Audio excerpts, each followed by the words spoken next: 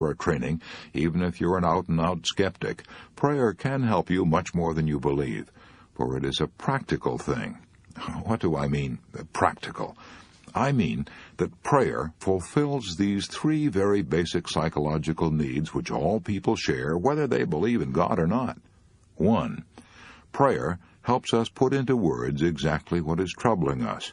We saw in Chapter 4 that it's almost impossible to deal with a problem while it remains vague and nebulous.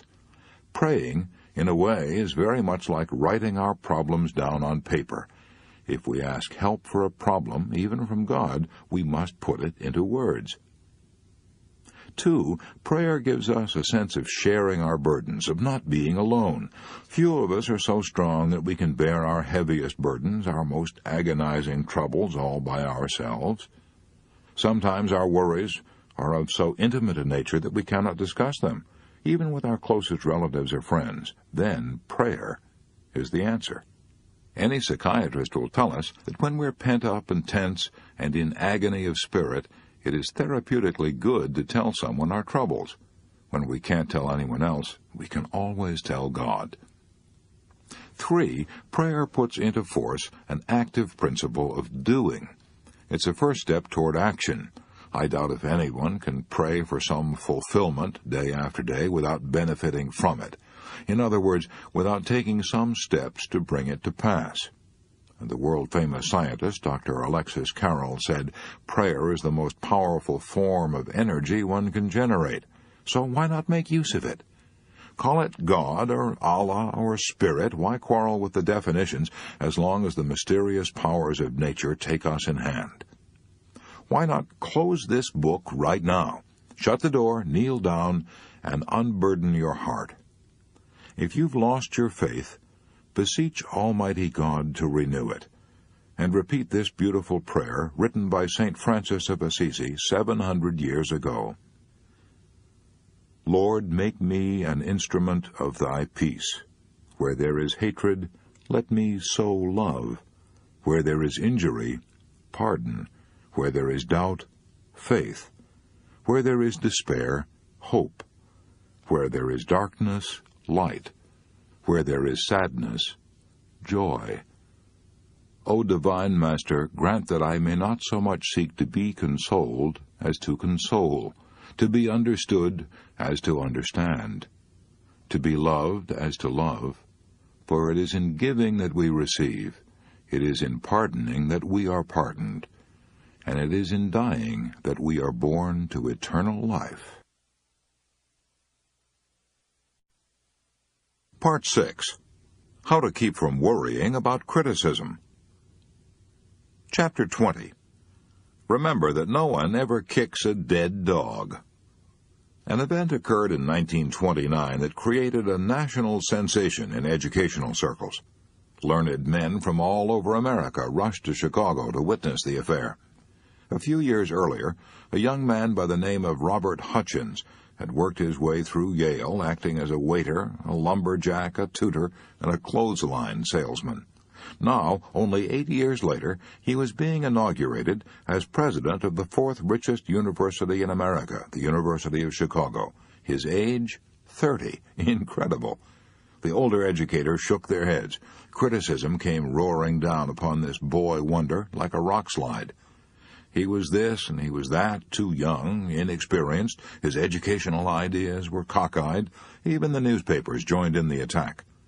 The day he was inaugurated, a friend said to the father of Robert Maynard Hutchins, "I was shocked this morning to read that newspaper editorial denouncing your son." Yes, the elder Hutchins replied, it was severe, but remember that no one ever kicks a dead dog. Yes, and the more important a dog is, the more satisfaction people get in kicking him. The Prince of Wales, who later became Edward VIII, had that brought home to him in the seat of his pants. He was attending Dartmouth College in Devonshire at the time, a college that corresponds to our Naval Academy at Annapolis. The prince was about 14. One day, one of the naval officers found him crying and asked him what was wrong. He refused to tell at first, but finally admitted the truth. He was being kicked by the naval cadets. The commodore of the college summoned the boys and explained to them that the prince had not complained, but he wanted to find out why the prince had been singled out for this rough treatment. After much hemming and hawing and toe-scraping, the cadets finally confessed that when they themselves became commanders and captains in the king's navy, they wanted to be able to say that they had kicked the king. So when you're kicked and criticized, remember that it's often done because it gives the kicker a feeling of importance. It often means that you're accomplishing something and are worthy of attention. Many people get a sense of savage satisfaction out of denouncing those who are better educated than they are or more successful. For example, while I was writing this chapter, I received a letter from a woman denouncing General William Booth, founder of the Salvation Army. I'd given a laudatory broadcast about General Booth, so this woman wrote me, saying that General Booth had stolen $8 million of the money he had collected to help poor people. The charge, of course, was absurd. But this woman wasn't looking for truth. She was seeking the mean-spirited gratification she got from tearing down someone far above her. I threw her bitter letter into the wastebasket, and thanked God that I wasn't married to her. Her letter didn't tell me anything at all about General Booth, but it did tell me a lot about her. Schopenhauer had said years ago, "Vulgar people take huge delight in the faults and follies of great men." One hardly thinks of the president of Yale as a vulgar man, yet a former president of Yale, Timothy Dwight, apparently took huge delight in denouncing a man who was running for president of the United States. The president of Yale warned that if this man were elected president, we may see our wives and daughters the victims of legal prostitution, soberly dishonored, speciously polluted, the outcasts of delicacy and virtue, the loathing of God and man. Sounds almost like a denunciation of Hitler, doesn't it? But it wasn't. It was a denunciation of Thomas Jefferson. Which Thomas Jefferson? Surely not the immortal Thomas Jefferson, the author of the Declaration of Independence, the patron saint of democracy? Yes, verily, that was the man. What American do you suppose was denounced as a hypocrite, an impostor, and as little better than a murderer? A newspaper cartoon depicted him on a guillotine, the big knife ready to cut off his head. Crowds jeered at him and hissed him as he rode through the streets. Who was he? George Washington. But that occurred a long time ago. Maybe human nature has improved since then. Let's see. Let's take the case of Admiral Peary, the explorer who startled and thrilled the world by reaching the North Pole with dog sleds on April 6, 1909, a goal that brave men for centuries had suffered and starved and died to attain. Peary himself almost died from cold and starvation, and 8 of his toes were frozen so hard they had to be cut off. He was so overwhelmed with disasters that he feared he would go insane. His superior naval officers in Washington were burned up because Peary was getting so much publicity and acclaim, so they accused him of collecting money for scientific expeditions and then lying around and loafing in the Arctic. They probably believed it, because it's almost impossible not to believe what you want to believe. Their determination to humiliate and block Peary was so violent that only a direct order from President McKinley enabled Peary to continue his career in the Arctic. Would Peary have been denounced if he had a desk job at the Navy Department in Washington? No, he wouldn't have been important enough then to have aroused jealousy. General Grant had an even worse experience than Admiral Peary.